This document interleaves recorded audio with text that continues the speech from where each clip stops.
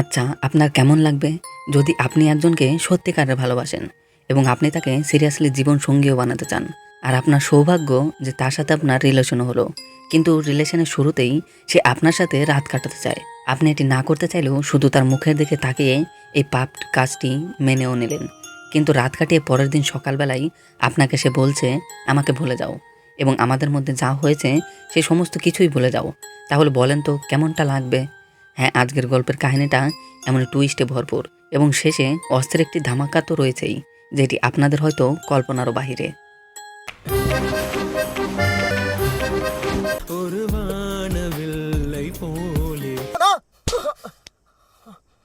গল্পের শুরুতেই শ্রী নামের একটি ছেলেকে দেখানো হয়, যে একটি আইটি কোম্পানিতে কর্মরত। সে সকালবেলা ঘুম থেকে উঠে অফিসে যেতে দেরি হয়েছে জন্যই তাড়াতাড়ি করে অফিসে আসে, কিন্তু এ কি, এখনো তো অফিসে কেউই আসেনি। কিন্তু সে কেন জানি তারপরেও 9টা বাজার অপেক্ষা করছিল, আর এর কারণ হলো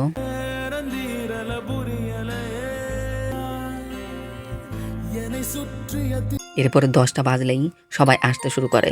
হ্যাঁ, শ্রীয়ের অফিস টাইম শুরু হয় 10টা থেকে, কিন্তু সে শুধুমাত্র এই মেয়েটিকে দেখার জন্যই সকাল 9টার সময় অফিসে আসে এবং সে অফিস টাইমেও বারবার লুকিয়ে লুকিয়ে সবার চোখ ফাঁকি দিয়ে সেই মেয়েটিকেই দেখে। এমনকি অফিস ছুটি হয়ে যাওয়ার পরেও ব্যালকনির দিকে সে মেয়েটির দিকেই দেখছে। এরপরে শ্রী বাড়িতে আসে, যেখানে তার বাবা একজন মেকানিক এবং মা দর্জির কাজ করে। আসলে শ্রী নিম্নবিত্ত পরিবারের ছেলে।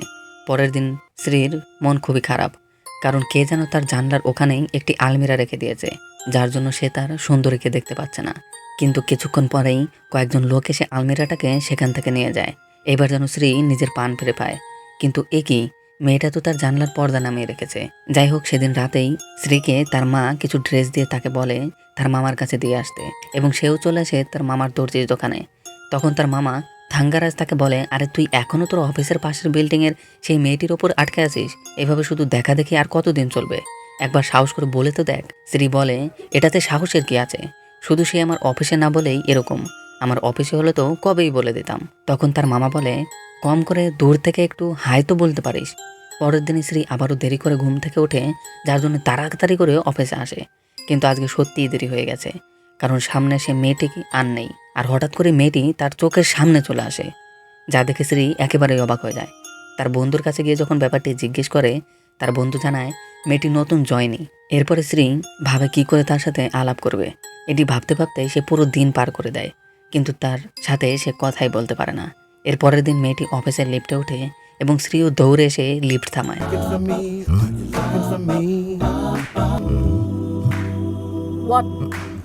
সেদিন লাঞ্চ টাইমে সবাই খেতে গেলে শ্রী মেয়েটির ডেস্কে আসে এবং কোথাও তার নাম লেখা আছে কিনা সেটা খুঁজতে থাকে। এরপর সে লক্ষ্য করে ড্রয়ারে আইডি কার্ডের ফিতে বের হয়ে রয়েছে, যেটি দেখার জন্য, হ্যাঁ, এবার কোনো রকমে এটা সেটা বলে দুজন একে অপরের সাথে পরিচয় হয়। সেদিন রাতেই শ্রীয়ের কাছে একটি কল আসে এবং রিসিভ করতে অপর দিক থেকে সিন্ধু বলে তার নাম সিন্ধুজা। এটা শুনেই তো সে ভয়ে কল কেটে দেয়। আর পরের দিন অফিসে গিয়ে অনেক সাহস নিয়ে তার কাছে গিয়ে বলে সে আগের দিন অনেক ব্যস্ত ছিল। সিন্ধুজা বলে, কোনো ব্যাপার না, আমি আসলে অফিসের নতুন এবং কাউকে তেমন চিনিও না, ভাবছিলাম সামনের সপ্তাহে ক্লাবে যাব, কিন্তু সতীশ রাজি হয়ে গিয়েছে। এটি শুনেই তো শ্রী এবার ভ্যাবাচেকা খেয়ে যায় এবং অফিসের পরে তার বন্ধুকে বাইরে নিয়ে তাকে বলে, ভাই তুই যে করেই হোক তাকে মানা করে দে, আমি সিন্ধুজার সাথে বাইরে যেতে চাই। কি আর করার, বন্ধু যখন বলেছে রাজি না হয়ে পারা যায়। এর পরের দিন অফিসে যাওয়ার সময় সিন্ধুজা লক্ষ্য করে তার বাবা তার গাড়িটি কোথাও নিয়ে গিয়েছে, যার জন্য সে এবার শ্রীকে ফোন করে এবং তার কাছে লিফট চায়। শ্রীও মনের সুখে বাড়ির সামনে গিয়ে পৌঁছায় এবং তাকে নিয়ে অফিসে চলে আসে। আজকে তার খুশি আর দেখে কে। আর পরের দিনই তারা দুজনেই চলে আসে ক্লাবে। সেখানে আসার পরে সিন্ধুজা তো একের পর এক ড্রিঙ্ক করে যাচ্ছে।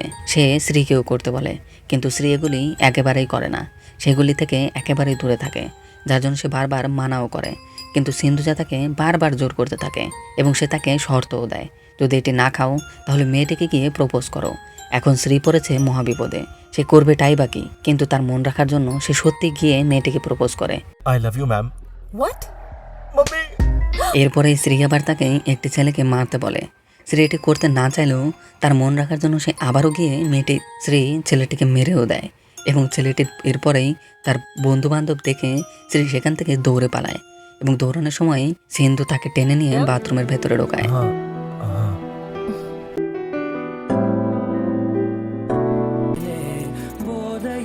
আর এরপরের থেকে দুজনের মধ্যে বন্ধুত্ব বাড়তে থাকে, একে অপরের সাথে ক্লোজ হতে থাকে। আর একদিন সিন্ধু অফিসে কাজ করতে দেরি হচ্ছে বলে শ্রীও বসে বসে ঝিমোতে থাকে আর তার জন্য অপেক্ষা করতে থাকে। তার কাজ শেষ হয়ে যখন বাড়ি ফিরতেই নেয় তখনই হঠাৎ করে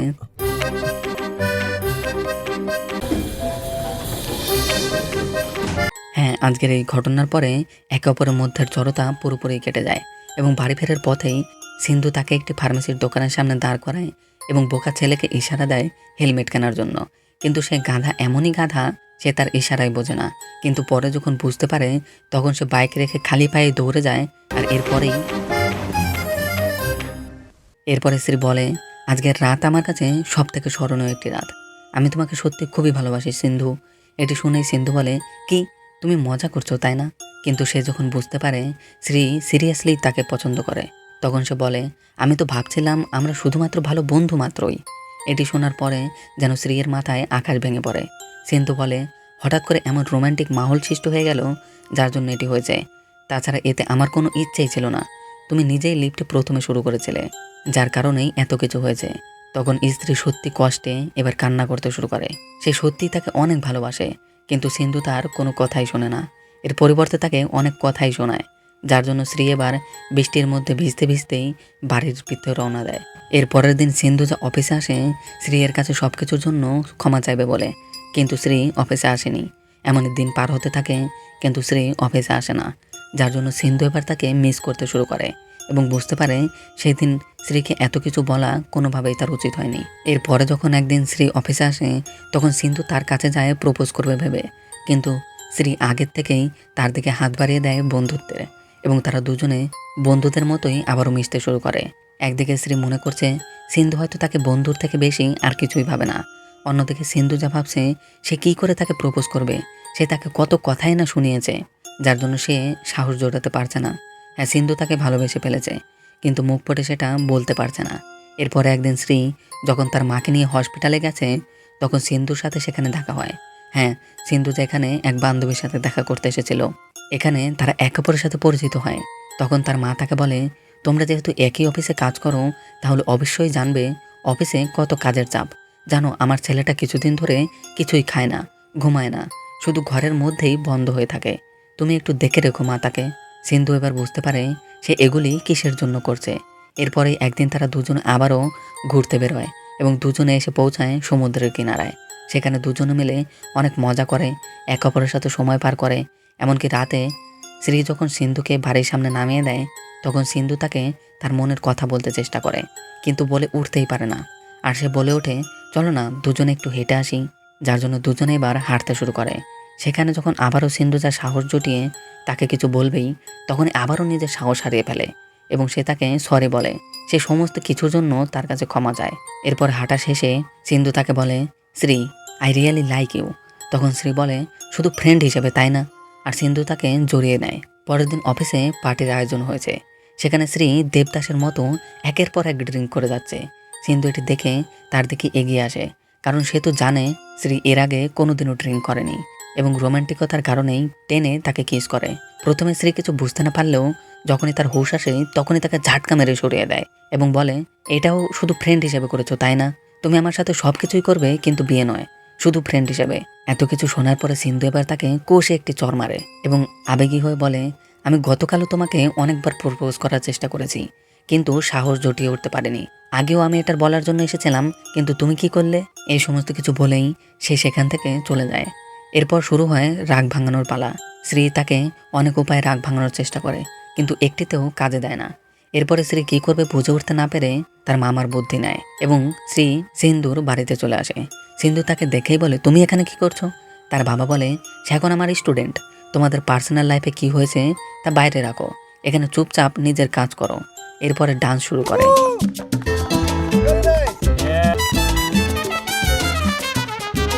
এরপরে ডান্স শেষে সিন্ধু তাকে বলে, যদি আর কখনো কোনো মেয়েকে টাচ করেছো তাহলে তোমার খবর আছে। এরপরে দুজন আবারও একসাথে ঘুরতে বের হয় এবং রাতে একসাথে দুজনে বসে রয়েছে। তখন সিন্ধু বলে, আমাদের সম্পর্কটিকে কি আর একটু এগোনো যায় না? তখনই সিন্ধুজা বলে লিভ ইন এবং শ্রী বলে বিয়ে। সিন্ধু বলে এখনও তাদের বিয়ের বয়স হয়নি, তাদের দুজনকে এখনও ভালো মতো বুঝতে হবে, জানতে হবে, একে অপরের সাথে থাকতে পারবে কিনা সেটি দেখতে হবে। অপরদিকে শ্রী বলে বিয়ে না করলে আমরা কি করে একসাথে থাকতে পারি, আর তাছাড়া বাবা মাকে সে কি বলবে। কিন্তু সিন্ধুর কথা ওটাই, যার জন্য শ্রী বলে ঠিক আছে, আমি ভেবে নিয়ে তোমাকে জানাচ্ছি।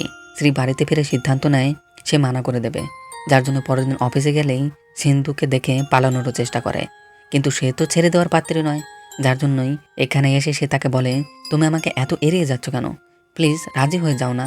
হ্যাঁ, তার এরকম মিষ্টি করে বলাতে অবশেষে শ্রী তার কথাতে রাজি হয়ে যায়। এরপরে শ্রী তার মামা এবং তার বন্ধুকে নিয়ে প্ল্যান করতে বসে এবং সমস্ত প্ল্যান বানানোর পরে সিন্ধুকে ডেকে সমস্তটা এক্সপ্লেন করে। শ্রীর বাড়ির দুটো বাড়ি পরেই একটি বাড়ি ভাড়া পাওয়া যাচ্ছে, সেখানে তারা লিভ-ইনে থাকবে। প্রতিদিন রাতে শ্রী মামার কাছে যাবে দর্জির কাজ শেখার নাম করে এবং সেখানেই পুরো রাত কাটিয়ে সিন্ধুর কাছে পরের দিন ভোর হবার আগে আগেই আবার নিজের বাড়িতে চলে আসবে। সিন্ধু এটি বুঝতে পারে এবং এই প্ল্যানটি ফাইনাল হয়ে যায়। হ্যাঁ, তারা নতুন বাড়িতে উঠেছে এবং এখানে শ্রী প্রথমে কিছুটা মন খারাপ ছিল বাবা মায়ের জন্য, কিন্তু তখনই সিন্ধু এসে তার সমস্ত রাগ ভাঙায়, তার মন খারাপ ভাঙিয়ে ফেলে। এরপরে শুরু হয় শ্রীয়ের দৌড়াদৌড়ির সময়। বাড়িতে তাড়াতাড়ি খেয়ে দিয়ে বাইরে বের হয়, অফিস করে এবং রাতে চলে যায় সিন্ধুর কাছে। সেখানে পুরো রাত কাটিয়ে আবার দৌড়ে চলে আসে বাড়িতে। এরপর একদিন শ্রীয়ের বাবা মা চাচ্ছে তার জন্য মেয়ে দেখতে। শ্রীও মানা করতে পারে না, যার জন্য সে যেতে বাধ্য হয়, কিন্তু সে মেয়েকে মানা করে দেয়। বাড়িতে এসে তার বাবা তাকে অনেক কথা শোনায়। তার মা বলে সে হয়তো এই মেয়েকে পছন্দ করে না, আমরা না হয় অন্য কাউকেই দেখব। শ্রী এবার কষ্ট পেয়ে সিন্ধুর কাছে এসে বলে আমরা বিয়ে করছি কবে তাই বলো। এবার দুজনের মধ্যে কথায় কথায় ঝামেলা লেগে যায়। কারণ জিজ্ঞেস করাতে সিন্ধু বলে আমি কিছুতেই আমার ফিউচার প্ল্যানকে নষ্ট করতে পারবো না।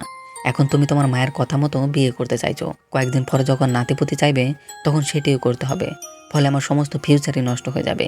আমি এটা কিছুতেই চাই না। এরপর আবারও শ্রী অফিসে আসা বন্ধ করে দেয়, যার জন্য সিন্ধু চুপি চুপি তার বাড়িতে চলে যায়, তার রুমেও প্রবেশ করে। আর দুজনের মাঝে রাগারাগি আবারও ঠান্ডা হয়ে যায়। এরপর বাইরে থেকে শ্রীকে ডাকলেই সিন্ধু জানলা দিয়ে পালিয়ে যায়। দেখো মেয়েটি করছেটা কি, যেখানে সমস্ত কিছু করা দরকার একটি ছেলের, সেখানে করছে একটি মেয়ে। যাই হোক, এভাবেই দিন কাটাতে থাকে এবং একদিন আবারও তাদের মধ্যে ঝামেলা বেঁধে যায় বিয়ে নিয়ে। এবং কথায় কথায় তারা একে অপরকে বলে ফেলে। শ্রী বলে যদি তোমার এবং আমার মায়ের মধ্যে কাউকে বেছে নিতে হয় আমি আমার মাকে বেছে নেব। অন্যদিকে সিন্ধু বলে যদি তোমার এবং আমার স্বপ্নের মাঝে কাউকে বেছে নিতে হয় তাহলে আমি আমার স্বপ্নকে বেছে নেব। এরপরেই শ্রী তার মাকে খুশি করার জন্য তার মায়ের পছন্দ করার সেই মেয়েটিকে বিয়ে করার জন্য রাজি হয়ে যায় এবং অফিসের সবাইকে তার বিয়ের কার্ডও বিতরণ করে। দেখতে দেখতে শ্রীয়ের বিয়ের দিন চলে আসে আর আজকেই সিন্ধু এখান থেকে চলে যাচ্ছে। কিন্তু তার বাবা তাকে বলে দেখো তোমার কাছে সময় এখনো রয়েছে, সমস্ত বিষয়টি আবারও ভেবে দেখতে পারো। তুমি নিজের পার্টনারকে হারিয়ে ফেললে হয়তো আর কখনোই পাবে না। হ্যাঁ, এবার সত্যি সিন্ধুজা এটি উপলব্ধি করতে পারে, যার জন্য সে দৌড়ে বিয়ের মণ্ডপে পৌঁছায়। কিন্তু এতক্ষণে দেরি হয়ে গিয়েছে। সিন্ধু দেখতে পায় শ্রী সেই মেয়েটিকে বিয়ে করে নিয়েছে, তার কাছে এখন করার মতো কিছুই নেই। এরপরেই কেটে যায় 3টি বছর। হ্যাঁ, সিন্ধু তার স্বপ্নকে পূরণও করেছে, আমেরিকায় এসে একটি রেস্টুরেন্ট ওপেন করেছে। আর আজকে যখন রেস্টুরেন্ট থেকে বাড়িতে ফিরছে তখনই তার কাছে একটি ফোন আসে এবং বলে সে সুরেশ। আর এতদিন পরে সে তাকে ফোন করেছে সিন্ধু শ্রীয়ের ব্যাপারে তাকে জানাবে বলে, কারণ শ্রীয়ের নাকি ডিভোর্স হয়ে গিয়েছে। এরপরে আমরা দেখি সিন্ধুর বাবা ইন্ডিয়া ব্যাক করে এসেছে এবং শ্রীয়ের বাড়িতে গিয়ে তার বাবা মাকে বলছে আমি জানি না আপনারা এটি জানেন কিনা, কিন্তু বেশ কয়েক বছর আগেই আপনার ছেলে এবং আমার মেয়ে একে অপরকে ভালোবাসতো, কিন্তু আমার মেয়ে তখন বিয়েতে আগ্রহী ছিল না, যার জন্য তারা একটা সময় আলাদা হয়ে যায়। হ্যাঁ, ভুলটা আমার মেয়েরই ছিল বটে, কিন্তু সেই সময় সে সঠিক সিদ্ধান্তটা নিতে পারেনি। তখন শ্রীয়ের মাও কান্না করতে করতে বলে আমার ছেলেকে বিয়ে দেওয়া একদম উচিত হয়নি, সে কোনোদিনও সংসারী জীবনে সুখী হয়নি, শুধুমাত্র আমাকে খুশি দেখতেই সে বিয়েটি করেছিল। আমি আমার ছেলেকে আর কখনো হাসতেই দেখিনি। 3 দিন ধরে আমার ছেলে নিখোঁজ। সিন্ধুর বাবা বলে কি বললেন 3 দিন ধরে? 3 দিন ধরে তো আমার মেয়েও নিখোঁজ। তোমার বউ সত্যিই তোমার মূল্য জানে না। তাহলে আমরা কি আমাদের সম্পর্কটাকে নেক্সট স্টেপে নিয়ে যেতে পারি? ওকে, লিভ ইন। কিন্তু সিন্ধু বলে বিয়ে। এটা শুনেই তো বেশ অবাক হয়। লে জ্বালা, গতবার অবাক করেছিল সিন্ধুজা, কিন্তু এবার অবাক করছে শ্রী। শ্রী বলে আমি কোনো বিয়ে টিয়ে করতে পারবো না। সিন্ধু বলে কি, তুমি মজা করছো? শেষবারের মতো বলছি, রাজি হয়ে যাও, না হলে থাপ্পড় মেরে দাঁত ফেলে দেব। বিয়ে করবে কিনা তাই বলো। এটি শুনেই তো শ্রী আবারও ভ্যাপাচেকা খায়, তার কাছে করার মতো আর আছেটাই বাকি। যাই হোক, এর সাথে আজকের গল্পটি এখানেই শেষ হয়। তো গল্পটি কেমন লেগেছে জানাতে ভুলবে না। তোমাদের সাথে খুব শীঘ্রই দেখা হচ্ছে আবারও সুন্দর কোনো গল্পের সাথে। ততক্ষণের জন্য বাই অ্যান্ড টেক কেয়ার।